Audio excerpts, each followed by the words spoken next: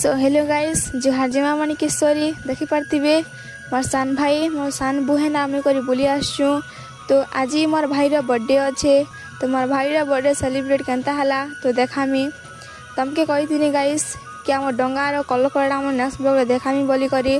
तो देखी पार्थिबे इटा मोर चाचू कलर करुछन।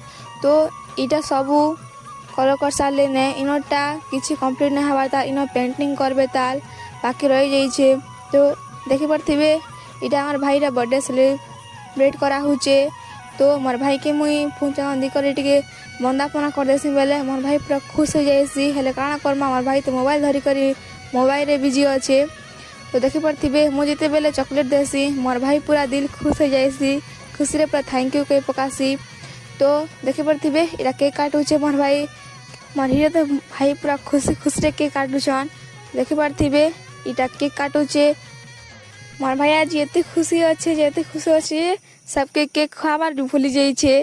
तो इटा मोर भाई एबे केक नहीं करी जस्ट मोर बड़ा पाई खुआबा देखी पार्थिबे खुआउचे। तो गाइस कमेंट सब्सक्राइब करवाटा नहीं भूलबे। जुहार जय मां मणिकेश्वरी।